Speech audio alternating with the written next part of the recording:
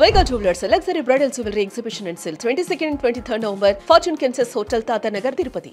అమరావతిలో శ్రీ వెంకటేశ్వర స్వామికి అసలైన వైభవాన్ని చూపించే ప్రయత్నం ఆంధ్రప్రదేశ్ ప్రభుత్వం చేస్తుంది. ఆల్రెడీ అక్కడ ఉన్నటువంటి వెంకటపాలెం దగ్గర వెంకటేశ్వర స్వామి ఆలయాన్ని టీటీడీ నిర్మించాలనేటువంటి ప్రతిపాదనల్ని గతంలో చేశారు. నిర్మాణం కూడా పూర్తి చేశారు. కేవలం ఆలయానికి సంబంధించినటువంటి నిర్మాణ ప్రక్రియ మొదలైన సందర్భంలోనే ఆంధ్రప్రదేశ్లో ప్రభుత్వం మారింది 2019లో. ఆ తర్వాత ఆలయ నమూనా సైజుని తగ్గించేసి చిన్న టెంపుల్ గానే పెట్టారు. ఇప్పుడు మరొకసారి ఆలయ విస్తరణకి దిశగా ఆంధ్రప్రదేశ్ ప్రభుత్వం అడుగులు వేస్తుంది. టీటీడీ కూడా ఈ ప్రతిపాదనలన్నింటినీ గతంలో చేసిన ప్రతిపాదనని మరొకసారి మద్దతు పలుకుతూ నిర్ణయం తీసుకుంది. ఫలితంగా వెంకటపాలెంలో నిర్మించినటువంటి వెంకటేశ్వర స్వామి ఆలయానికి రెండవ ప్రాకారాన్ని నిర్మించే ప్రక్రియని ప్రభుత్వం అంటే టీటీడీ ఆధ్వర్యంలో చేపడుతోంది. ఇది ఈ నెల 27వ తేదీనే శంకుస్థాపన చేసేటువంటి ప్రణాళికలు రెడీ చేస్తున్నట్టుగా తెలుస్తుంది. ముఖ్యమంత్రి చంద్రబాబు నాయుడు స్వయంగా ఈ కార్యక్రమానికి హాజరు కాబోతున్నారు, భూమి పూజ చేయబోతున్నారు. ఇది వాస్తవానికి అక్కడ ఉన్నటువంటి టెంపుల్, ఇప్పుడు ప్రస్తుతం ఉన్నటువంటి టెంపుల్ నమూనా మీరు ఇది ఒకసారి చూస్తే కనుక ఇవి అప్పట్లోనే తయారు చేసినటువంటి డిజైన్స్. ఇది సీడ్ యాక్సిస్ రోడ్డు. ఈ సీడ్ యాక్సిస్ రోడ్డుకి ఆనుకునే 25 ఎకరాల భూమిని అప్పట్లో ఆలయ నిర్మాణానికి కేటాయించారు.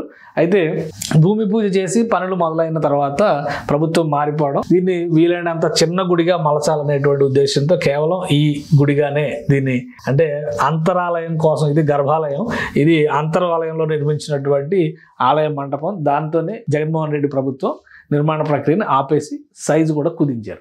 అయితే ఇప్పుడు కూటమి ప్రభుత్వం అధికారంలోకి వచ్చింది కాబట్టి ఒక క్లియర్ కట్ ప్లానింగ్ తో ముందుకెళ్తున్నారు. ఈ నెల 27వ తేదీన ఉదయం 10:50 సమయంలో ముహూర్తాన్ని నిర్ణయించినట్టుగా తెలుస్తుంది.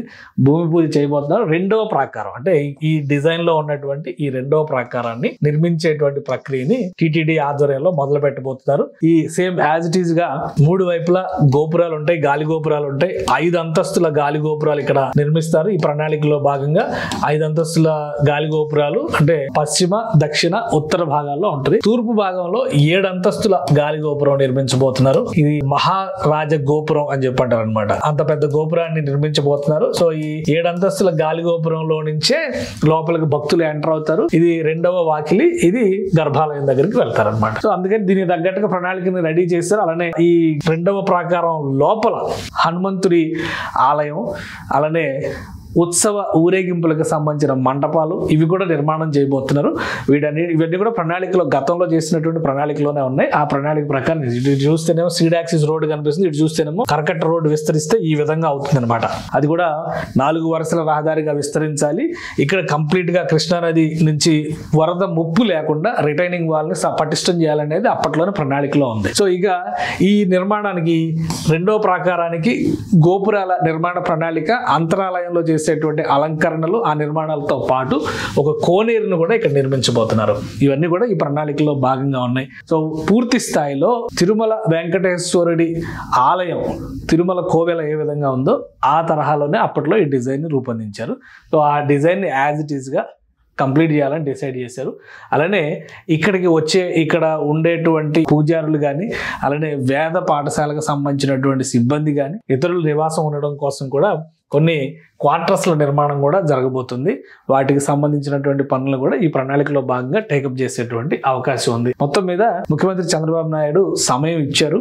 ఈ నెల 27వ తేదీని ముహూర్తంగా ఖరారు చేశారు. ఆ రోజు భూమి పూజ జరుగుతుంది. ఏడాదిన్నరలోగా ఈ రెండవ ప్రాకార నిర్మాణ ప్రక్రియను పూర్తి చేయాలనేటువంటి ఆలోచన చేస్తున్నారు. గాలి గోపురాల నిర్మాణంలో మహారాజా గోపురం ఒకటే అప్పటికంటే కనీసం 2 ఏళ్ల సమయం పడుతుందని చెప్పి అంచనా వేస్తున్నారు. కంప్లీట్ గా వేద సంప్రదాయాన్ని అనుసరించి ఈ నిర్మాణ ప్రక్రియని ముందుకు తీసుకెళ్తామని చెప్పని టీటీడీ ప్రతినిధి వర్గాలు చెబుతున్నాయి. దీనికి టీటీడీ చైర్మన్ బిఆర్ నాయుడు గారు ఈ ప్రణాళిక మొత్తాన్ని కూడా మళ్ళీ ముఖ్యమంత్రి గారి ద్వారానే ప్రారంభించాలనేటువంటి ఉద్దేశంతో రాజధానిలో ఇది కూడా ఒక ముఖ్యమైనటువంటి నిర్మాణంగా మారుతున్నటువంటి సంకల్పంతో ముందుకు తీసుకెళ్తున్నారు.